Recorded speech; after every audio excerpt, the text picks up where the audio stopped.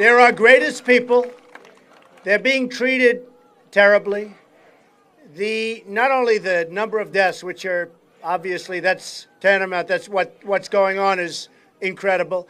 But as of 2 weeks ago on Wednesday, the vets had the longest wait in the history of the Veterans Administration. You go in and see a doctor, you wait for days, and it's not going to happen.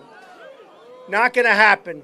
If I win, believe me, it's not going to happen. And one of the things I thought I'd do, and I'd stress so strongly, the veterans' hospitals, obviously, they have problems. They're not properly run. And when you have to wait long hours and long days, and then in some cases have the doctor say, I'm sorry, I'm going on vacation, believe me, it doesn't get much worse than that. So we're going to create a whole new system. We're going to take this system apart. And if they're not doing the job, the veterans are going to go to private doctors, private hospitals, public hospitals. And we're going to reimburse those doctors and those hospitals. And you're going to get the greatest service of any veterans in any country because you deserve it. And that's going to be broken down into something that's going to be very special. Right now, and you know it, we have illegal immigrants that are treated better by far than our veterans. It's not going to happen anymore. It's not going to happen. So, Joel, I just really appreciate it. So unexpected. To be here is an honor. They don't build ships like this anymore, folks, you know? We don't do them this way anymore. I actually said, what about recommissioning? Look at this thing. The largest guns in the world, most powerful guns. I learned a lot about the Iowa. By the way, Iowa is a great place for a lot of reasons. You know? We have been treated so well in the state of Iowa. It's been incredible. Number one on the polls, and we love those people. They're great. So this is a great ship. Hawkeye, he goes. This is a great ship, and that's a great state. I just want to say that we're going to come out with some plans in a very short time. We're going to be building up our military. We're going to make our military so big and so strong and so great. And it will be so powerful that I don't think we're ever going to have to use it. Nobody's going to mess with us. That I can tell you. And we're going to have a president who's respected by Putin, who's respected by Iran. You know, let's talk about, for 2 seconds, let's talk about the Iran deal. Now, Obama and his people call him the supreme leader of Iran. Obama talks about the supreme leader. Well, I'm not calling him a supreme leader. But he said the other day that after this rip-off deal is completed, he will never do business with the United States again. We're finished with the United States. They're taking $150 billion. They're getting a deal that's going to go right into nuclear weapons much sooner than you think. They're going to self-police. Think of that one. They are going to go and self-police. They have 24-day provisions. And by the way, what people don't understand, the 24-day provision doesn't start. You know this, right? It doesn't start for a long time before you get to it. The clock is ticking. It could take forever. We may never get in there. It is one of the dumbest deals and one of the weakest contracts I've ever seen of any kind. So we are going to do things in this country right. We're not going to sign deals where we have 4 prisoners over there and they're still there and we don't even ask them. One of them's there because he's a Christian. We have a writer. The whole thing is absolutely insane. You know, they asked the president and they asked Secretary of State Kerry, who maybe, I've been saying Hillary Clinton is the worst Secretary of State in the history of this country, right? All right, I've been saying it. But it's possible. The world blew up around her. It blew up. Just blew up. The whole world is like a different place. It's possible that because of this deal made by Secretary Kerry, who has absolutely no clue how to negotiate, it may be that he's going to supersede. And I understand that he may want to run for president. He has no chance, like she has no chance. So we're going to see what happens. We have many problems in our country. One of them is immigration. Now, I took a tremendous hit when I brought up illegal immigration when I announced I was running for president. And for 2 weeks, I said, you know, Rush Limbaugh, who's a great guy, he said he has suffered more incoming, meaning the press, than anybody I've seen. So what happened is you have now found out what illegal immigration is all about. And I am so happy that I'm the one that brought it to the fore, because believe me, it's a big problem. It is a big problem.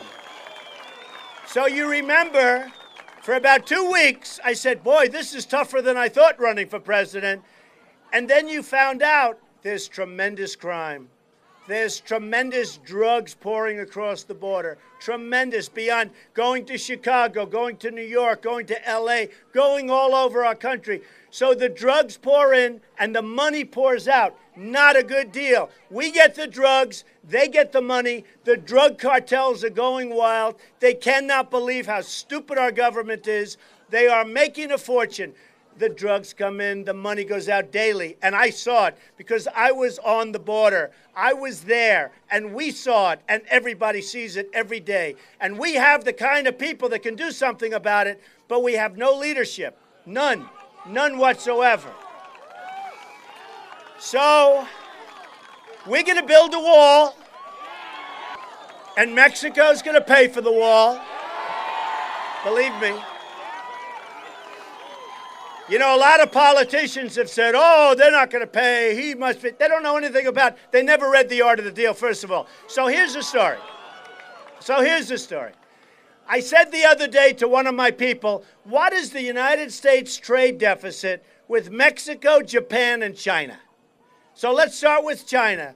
Almost $400 billion a year.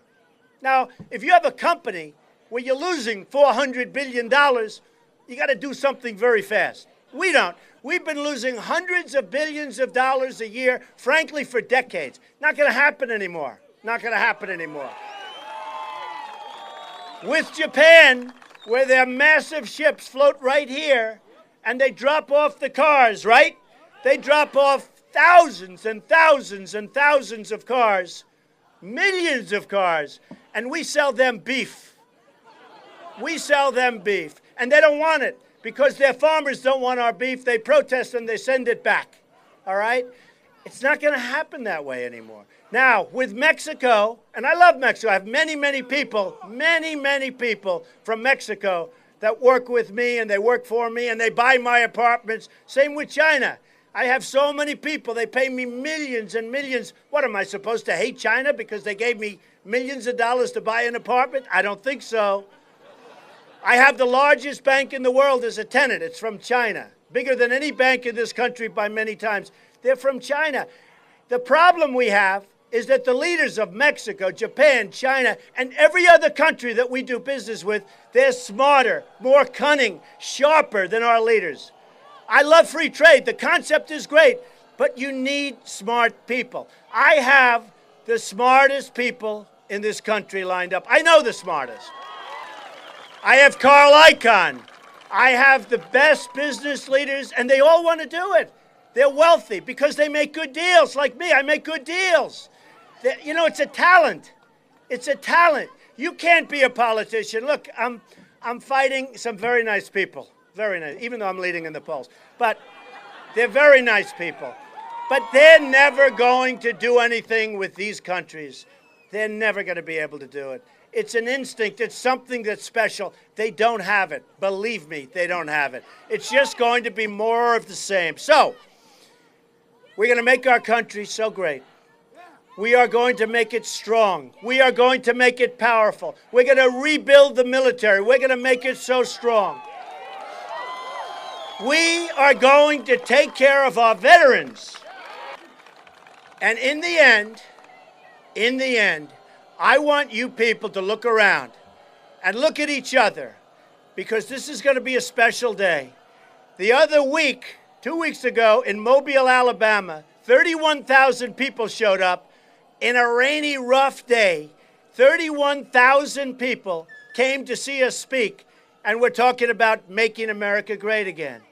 Last night in Dallas, at the American Airlines Center, 20,000 people, the basketball arena of the Mavericks. 20,000 people showed up, and I want to tell you, it was a love fest.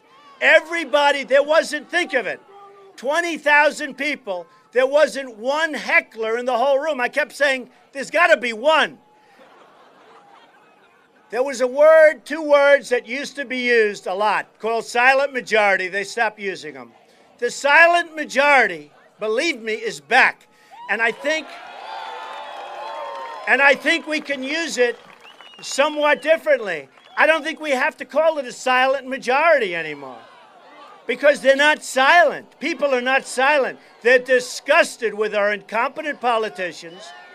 They're disgusted with the people that are giving our country away. They're disgusted when they tell the Border Patrol agents, who are good people and can do the job. They're disgusted when they're allowed to people just walk right in front of them, and they're standing there helpless, and people just pour into the country. They're disgusted when a woman who's 9 months pregnant walks across the border, has a baby, and you have to take care of that baby for the next 85 years.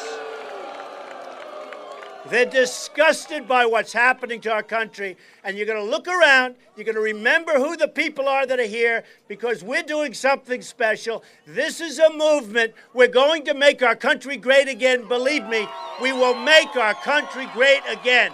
I love you all. Thank you very much. We've increased scholarships. We reformed our student loan system that funneled billions of taxpayer dollars into big banks. We said, let's cut out the middleman. Let's put that money directly to students.